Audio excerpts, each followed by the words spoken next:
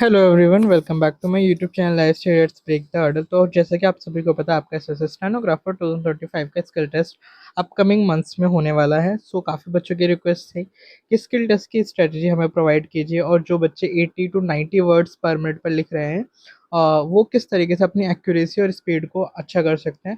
तो इन सारी चीज़ों पर हम इस वीडियो में बात करने वाले हैं। अगर आप इस चैनल पर नए हैं तो प्लीज़ मेक श्योर करें कि चैनल को सब्सक्राइब करें और वीडियो को ज़्यादा से ज़्यादा शेयर करें। मैंने ऑलरेडी काफ़ी वीडियोस स्ट्रेटजी के रिगार्डिंग बना रखी है, so you can see those things. So let's talk about this video। कि जैसा कि आप सभी को पता है, आपका जो एग्ज़ाम था वो 6 से लेके 11 ऑफ अगस्त को शेड्यूल्ड था।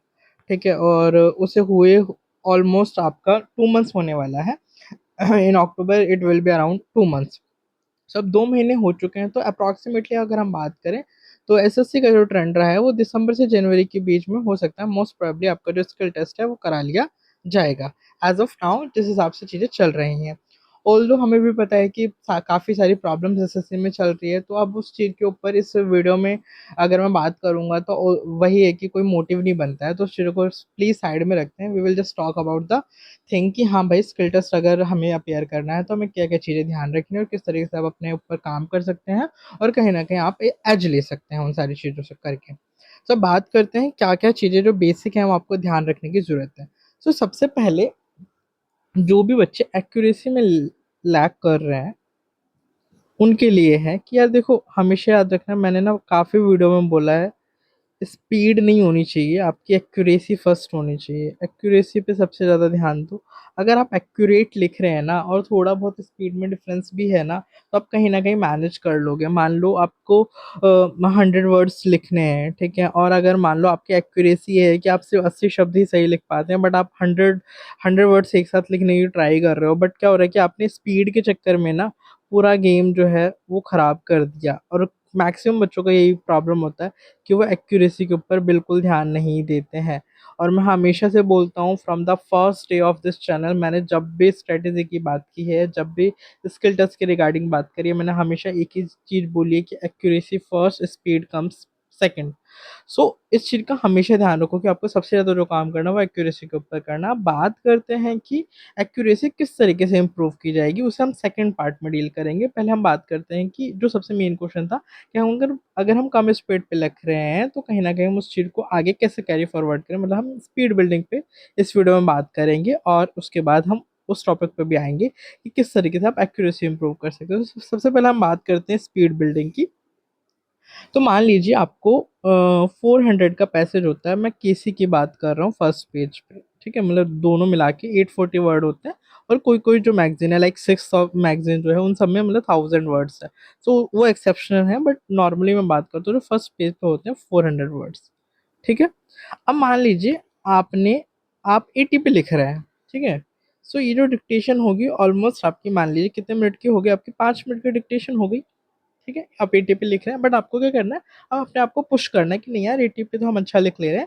सो अगर हम 90 पे लिखने की ट्राई करते हैं तो ऑब्वियसली चीज़ें खराब होंगी, आउटलाइंस बिगड़ेंगी, तो उन चीज़ों को हम कैसे टैकल करेंगे। सो अब आपको फर्स्ट ऑफ ऑल क्या करना है, ये जो 5 मिनट की डिक्टेशन थी ना, इसका टाइम रिड्यूस करो।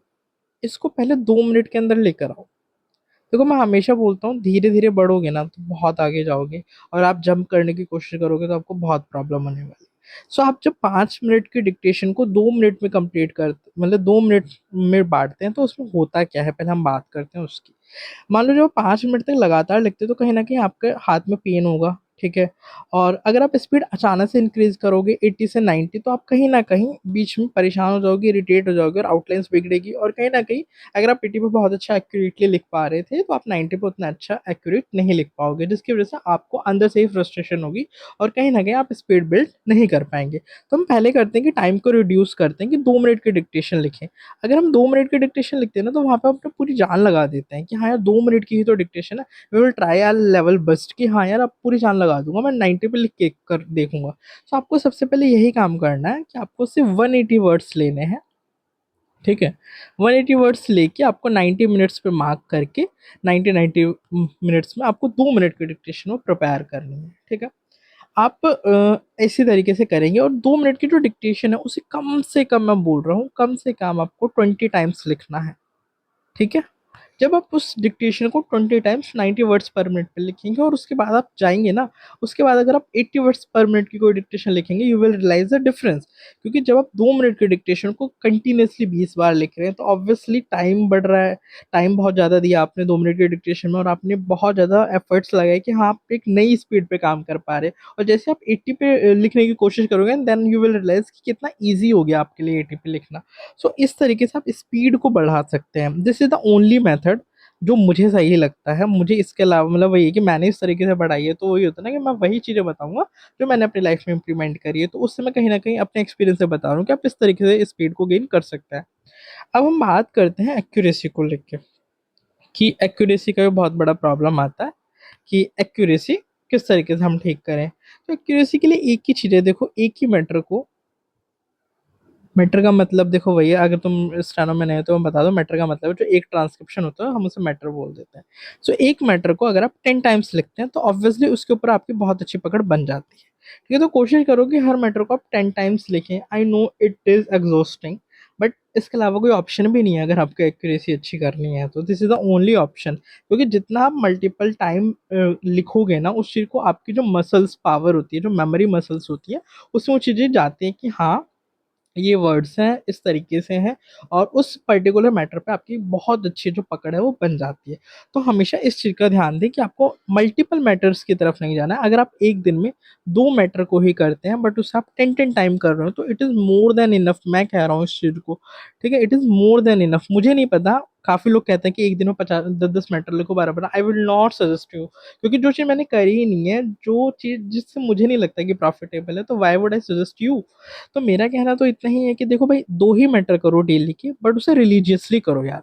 उसका ये है कि यार 2 मैटर से अगर एक सिंगल वर्ड भी आ गया ना, तो मैं यूं बना दूंगा मिनटों में उस आउटलाइन को। तो आपको हमेशा, मैं ना सबसे पहला पॉइंट था एक्यूरेसी को अच्छा करो।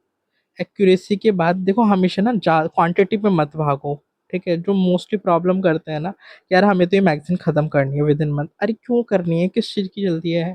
तो क्वांटिटी पे मत भागो, क्वांटिटी को क्रॉस करो और क्वालिटी के ऊपर काम करो please. It is my humble request to my all steno lovers and steno preparers. So उस चीज़ के ऊपर ध्यान दो प्लीज़। और कोई भी सजेशन हो, कोई भी आपको लगता है कि नहीं आपको इस चीज़ के ऊपर वीडियो प्रोवाइड करनी है, या मुझे आप मतलब आपको कोई भी सजेशन चाहिए, या आपको लगता है कि हमें किसी भी तरीके से आपको हेल्प कर सकते, तो प्लीज़ आप कमेंट सेक्शन में आज़ाद हैं कुछ भी लिखने के लिए। सो गो फॉर इट। अगर आपको वीडियो अच्छी लगे तो प्लीज़ मेक श्योर करें कि चैनल को सब्सक्राइब करें, वीडियो को ज़्यादा से ज़्यादा शेयर करें। Thank you.